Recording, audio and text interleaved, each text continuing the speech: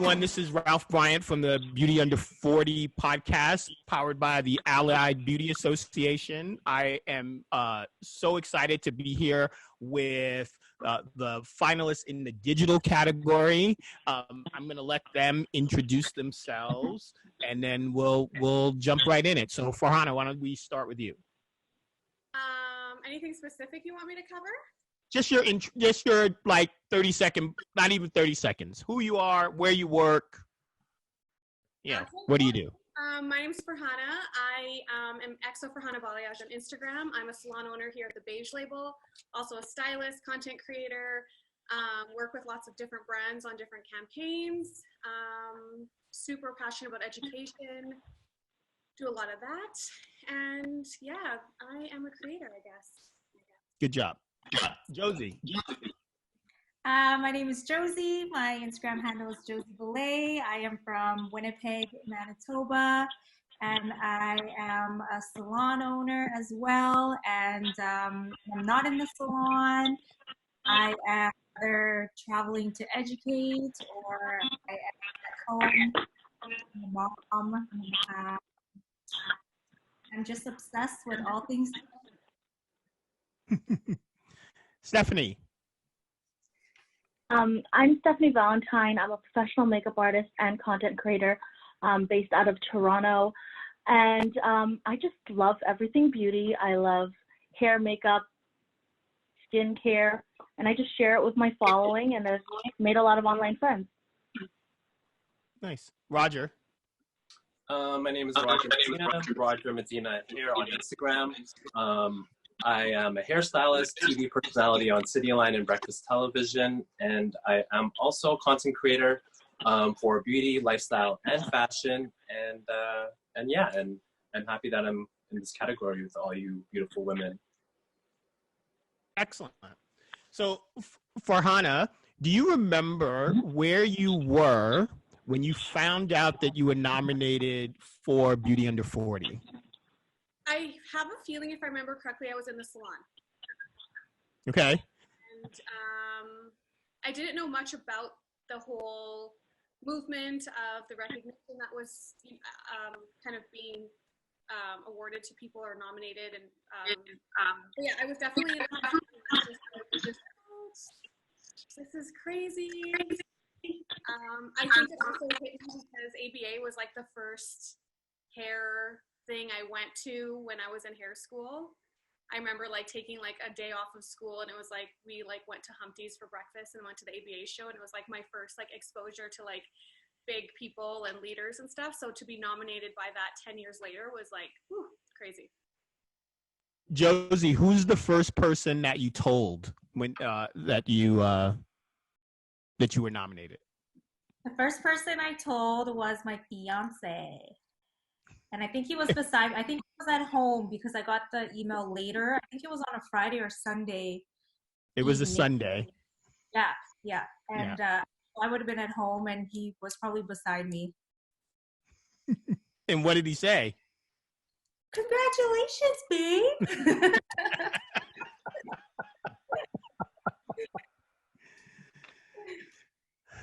So, Stephanie, how did you find out? I found out via Instagram DM. I was like, whoa. Then I told my Instagram following. That is so sad, but that's the truth.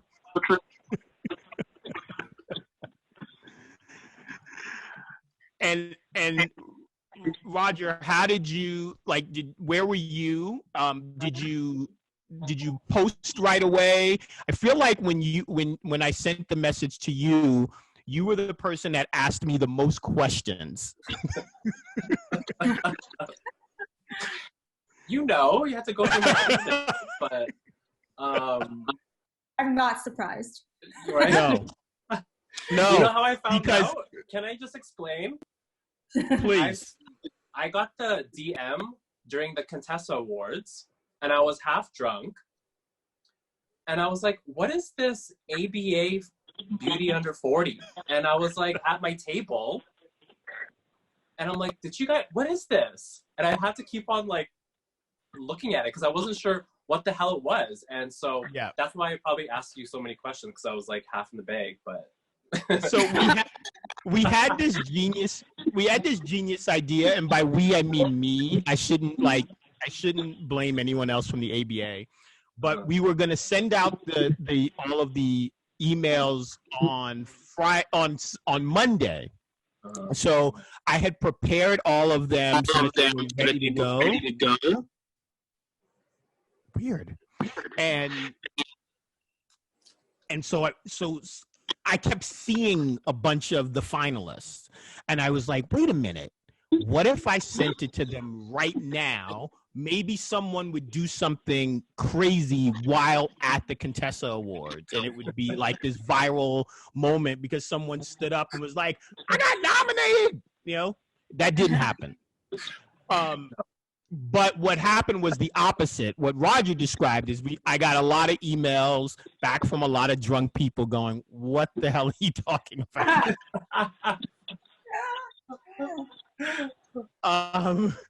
So, Farhana, what? Oh, geez. Are you not hearing that feedback?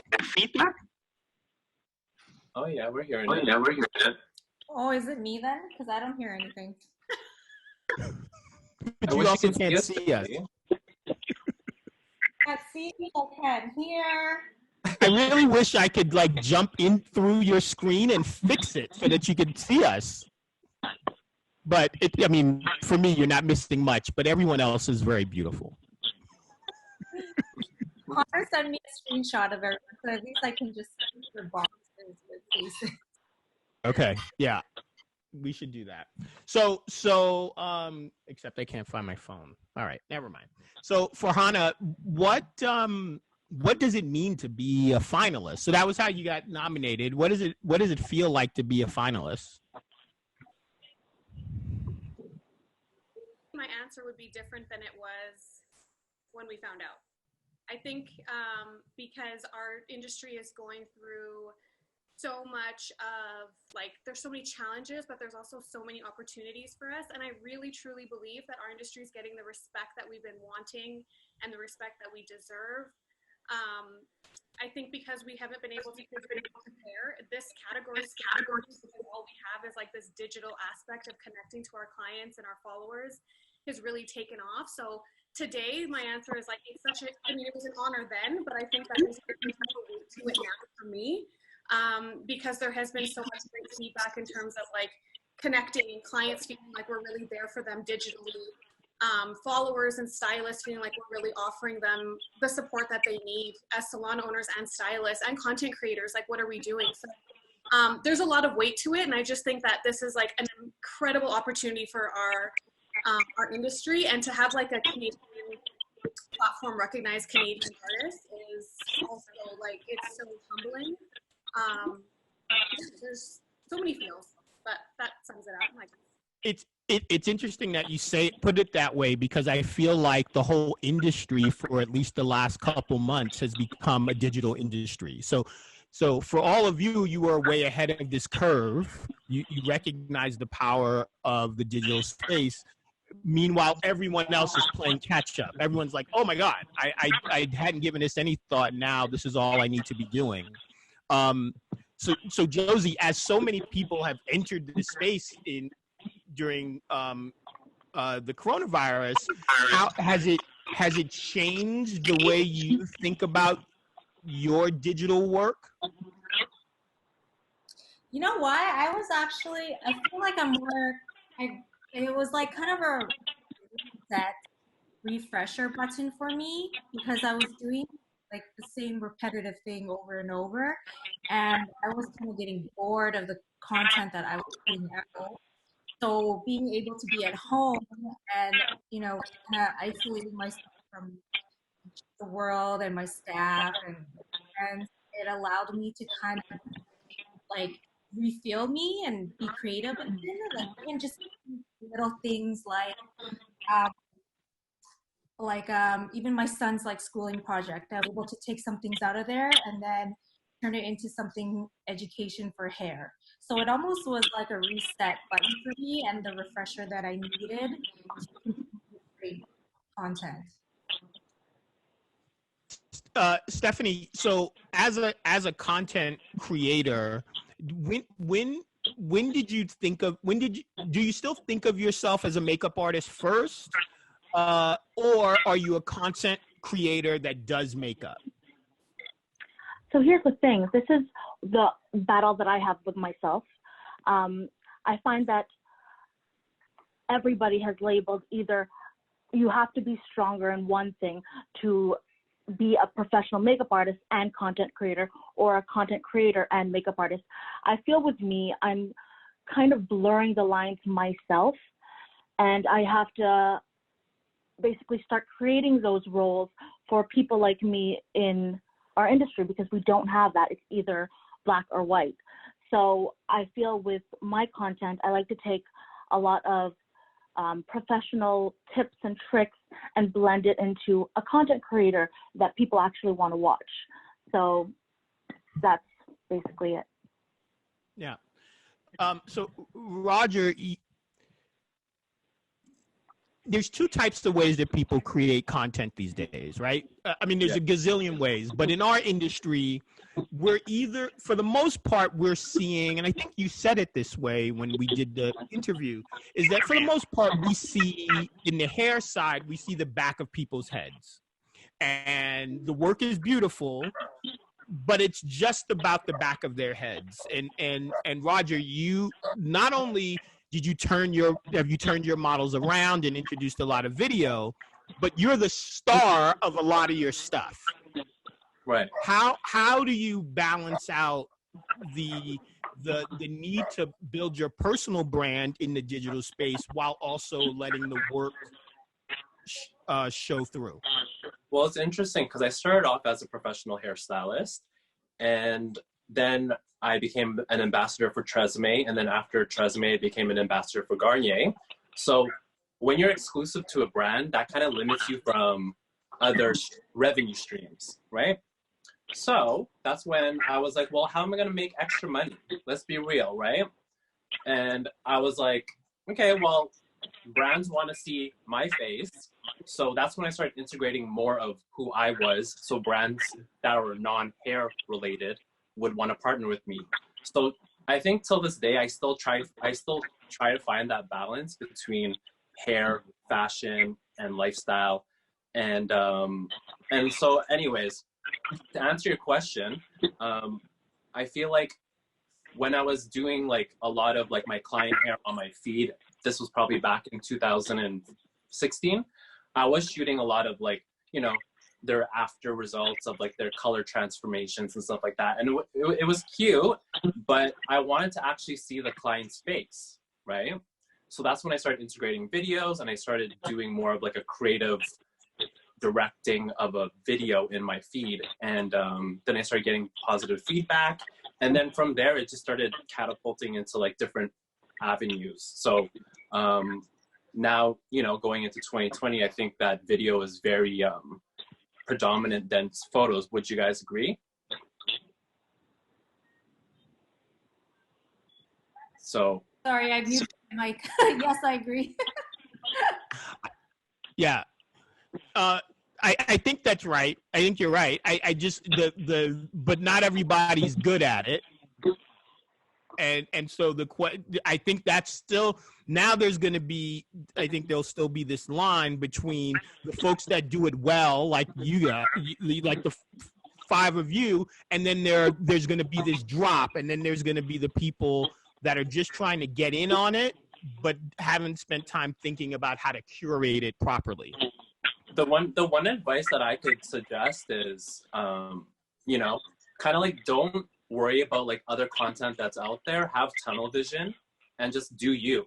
You know, don't compare yourself to anyone else's work because they have their own kind of come up. You know? Yeah. Yeah. Farhana, when did you know that you were onto something in terms of the work that you were doing, the both as an artist, but also in building your own brand in the digital space? When did you know, okay, I could do this? And it makes sense to me. I'd say it was pretty early on. 2014 is when I kind of started posting specifically for hair. And the reason I did is because I ended a 10-year relationship. I was engaged and I called it off. And I needed to redirect my life. And I wasn't planning a wedding. And so I was already super busy as a stylist, a commission stylist in my old salon. And I thought, I'm going to start taking pictures of my girls and just see what happens. And within a few months, and I think the reason it grew so fast is because not a lot of people were doing it then. So it was really easy to grow back then. It was a very organic reach. It was chronological algorithm, real algorithm.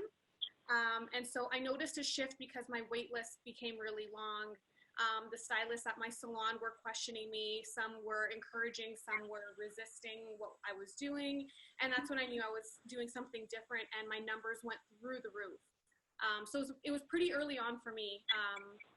And the advice to give to people who are starting now, it's different advice than what I would have talked to myself about 2014, because now, it's almost mandatory to have a hair page. Whereas before it was kind of like, it was, the top 10%, it was like that 10-90 rule. It wasn't even an 80-20 rule at the time. It was just like those elite stylists that were going over and above, giving a different type of experience.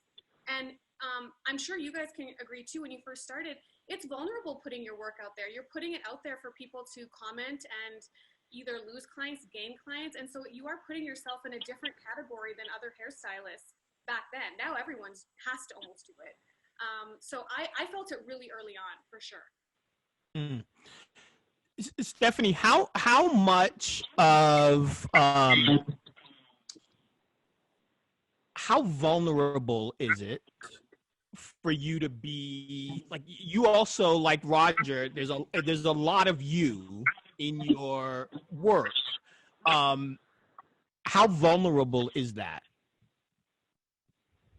Or do you feel vulnerable at all? No. I mean, why would I?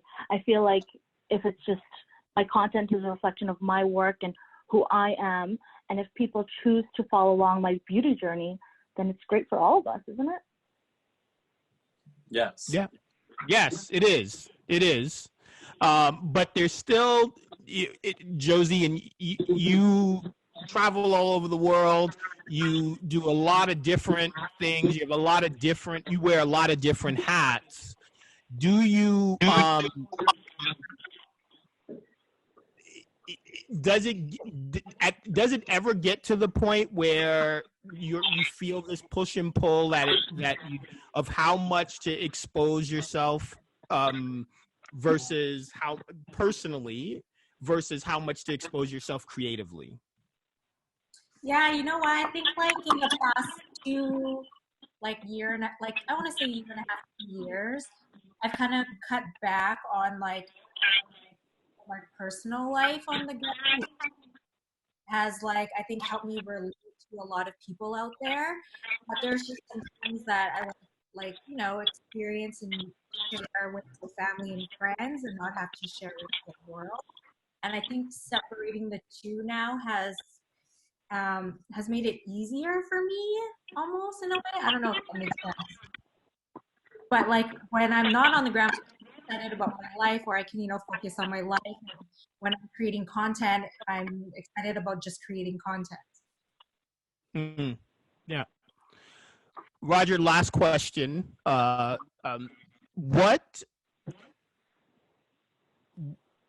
What advice would you give someone that wants to be any of the five of you? What's one thing that they should do right now to change how they're building their content?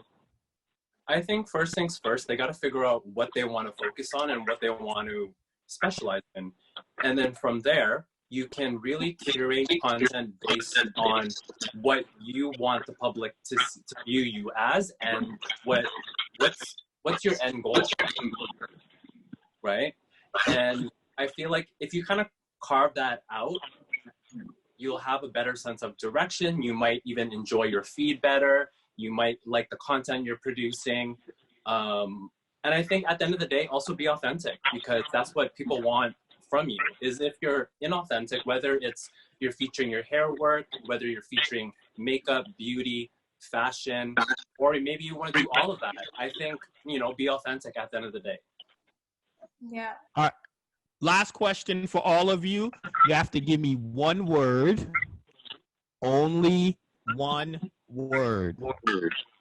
And the question is, Farhana, how will it feel if you win, or how will you feel if you win the Beauty Under 40 digital category on Tuesday?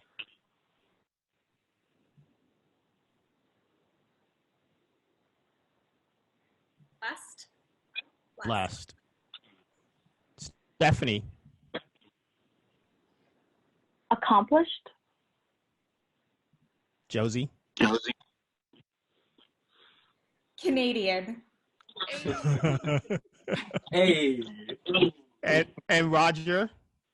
Honored. Great. Awesome.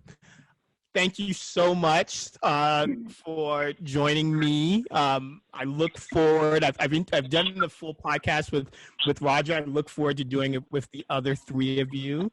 My goal is always to try and make someone like cry or think really hard. And I failed miserably. No one has cried. So maybe it'll be one of you. I'm gonna go follow. I was a Canadian because everyone thinks I'm American, and they forget that I am Canadian. I get that. Well, all of you, stay safe, stay sound. Thank you so much for joining me for the group interview of the Beauty Under 40 digital category, and we'll see you all on Tuesday. Bye. All right, bye. Bye. All right, take care.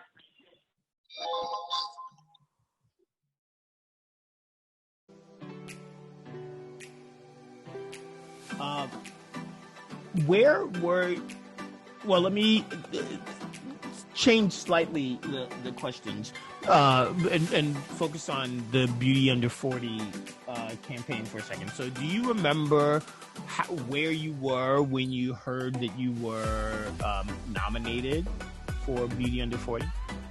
I was actually at a studio with my friend Leslie. She's a lash tech, and she was actually nominated too. Okay. I think. Was she in there? I'm not too sure. Now, I don't remember. House of Snob? Yes! Yeah. Yes. So we were like, oh my God, that's so cool. I've never heard of you guys before that, to be honest. So when I saw that, I was like, oh my God. So of course I did my research. I asked her around, and I was just like mind blown. I was like, that's amazing. What an amazing way to celebrate beauty. It was just amazing. And then I remember she was like, we should do it together. Like, we came up with ideas to do it together, but obviously that didn't work. And then we just had to do it on our own time. Yeah. But yeah, I was with her at a studio, just like having coffee. What do you think it means to recognize the next generation of beauty professionals? Say that again, sorry. Yeah. So the goal of Beauty Under 40 is to help recognize and elevate the next generation of the beauty professionals that are taking over the industry. Why do you think that is important? I think it's cool because, for instance, I'm Afghan. You could be from anywhere. You could be doing anything. And if it's in the beauty industry, you are eligible to be selected. It's all races, all sex, all religion, all everything. You don't have to be a specific type of group of people or, to be nominated in something so big. As an Afghan girl in such a small town, to be nominated for such a big show is an honor. So if I can do it, anyone can do it.